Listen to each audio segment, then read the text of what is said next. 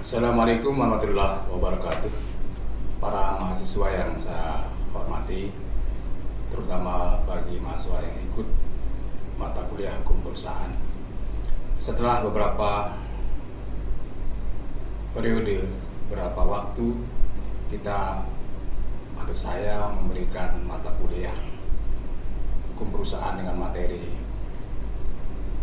CV, firma, perseroan terbatas, maka pada sesi ini saya akan memberikan materi mengenai badan usaha milik negara dan badan usaha milik daerah.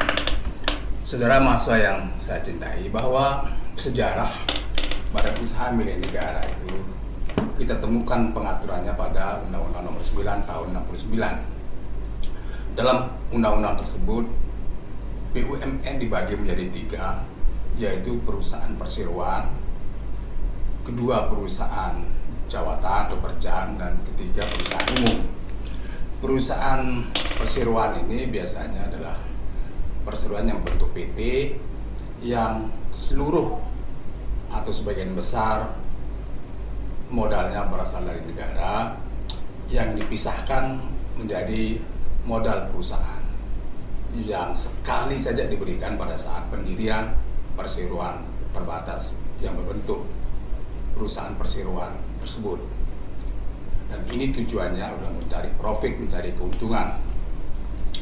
Sedangkan perusahaan jawatan atau perjan biasanya disingkat waktu tahun 1969 itu perusahaan negara yang didirikan oleh kementerian atau jawatan yang berada pada sebuah departemen, seperti berada pada Kementerian Perhubungan ketika mendirikan perjan, perusahaan jawatan kereta api, atau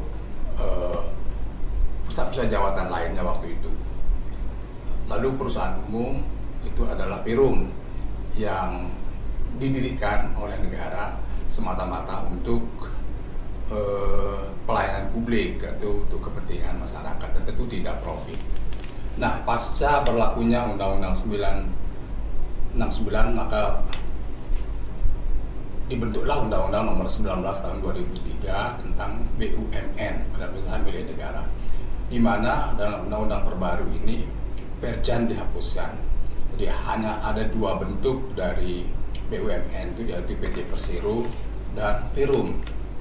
Nah, ini kemudian Undang-Undang 19 2003 ini ditindaklanjuti dengan PP nomor 19 tahun 98, dan tentunya bagi bentuk PT atau perseroan itu harus mengikuti juga Undang-Undang Perseroan Terbatas atau Undang-Undang 40 tahun 2007.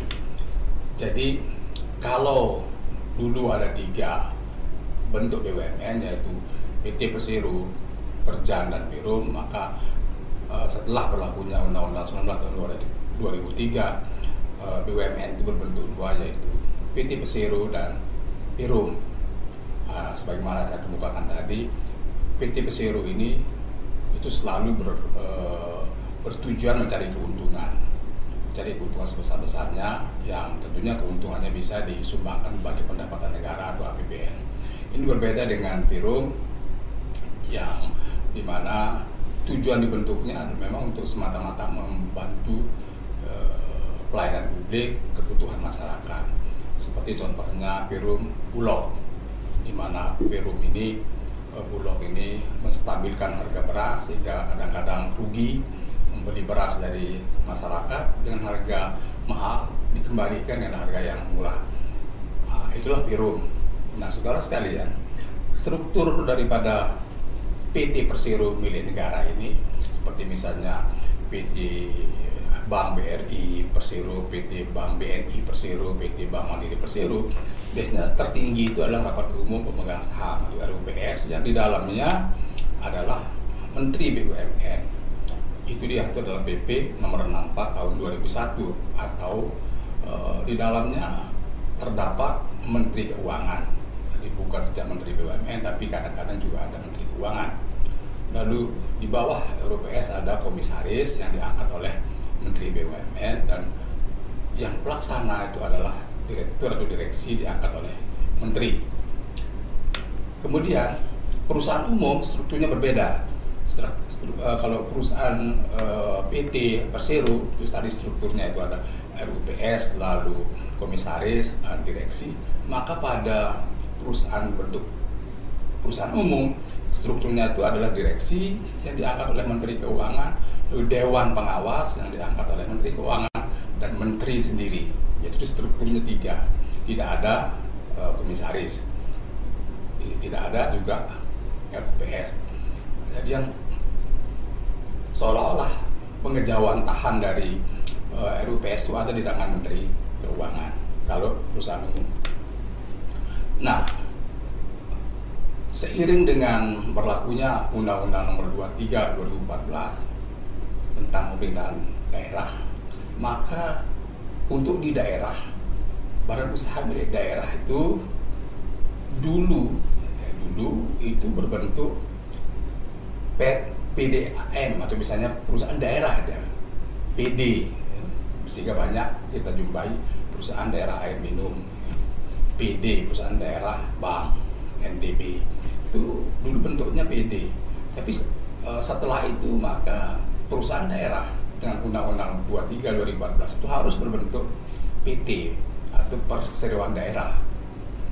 Nah, untuk mendirikan PT Persero baik di pusat maupun di daerah bentuknya PT Perseroan Daerah itu, maka didahului dengan dibuatnya perda di tingkat daerah, tingkat pusat biasanya dibentuk dengan peraturan pemerintah.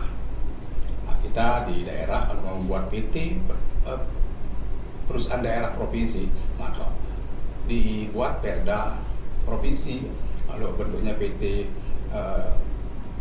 kabupaten, bentuk perda kabupaten. Nah, perseroan daerah ini tentunya harus segera disesuaikan. Perusahaan-perusahaan yang masih bentuknya perusahaan daerah yang lama, maka harus segera dibentuk menjadi PT. Nah, itulah sebabnya maka mekanisme pembentukan baik Persero yang BUMN, Perseroda milik daerah, mekanismenya selalu mengikuti tata cara pembentukan PT menurut Undang-Undang 40 2007.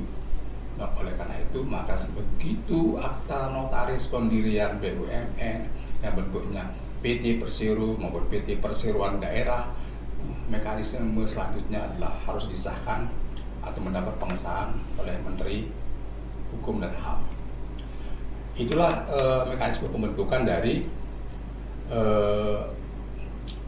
perusahaan negara BUMN yang berbentuk Persero, Perseroan Daerah.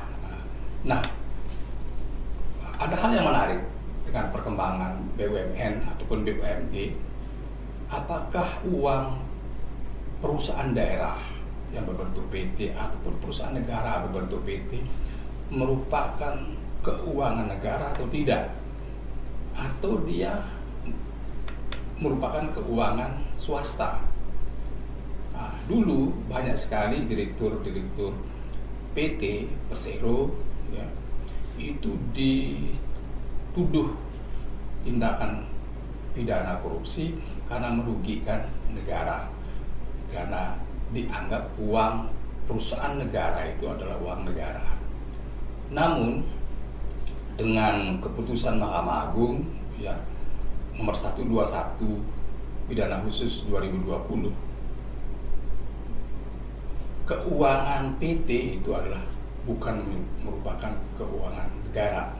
Jadi keuangan BUMN yang berbentuk PT Persero maupun nantinya mungkin PT Perseroan Daerah itu adalah uang atau dana yang sudah dipisahkan ke perusahaan swasta atau menjadi uang perusahaan, maka dia tidak bisa, direksi maupun komisaris tidak bisa dituntut korupsi karena perusahaan itu ruginya karena dikelola bukan secara asal-asalan, tapi setelah dikelola secara profesional rugi, maka itu adalah resiko dari sebuah perusahaan yang berbisnis bisa untung, bisa rugi, sehingga tidak bisa diajukan dalam perkara pidana. Tapi yang jelas bahwa sebuah perusahaan milik negara harus dikelola menurut prinsip-prinsip tanggung jawab yang modern dari sebuah perusahaan. Demikianlah kuliah kita mengenai badan usaha milik negara dan badan usaha milik daerah. Terima kasih. Assalamualaikum warahmatullahi wabarakatuh.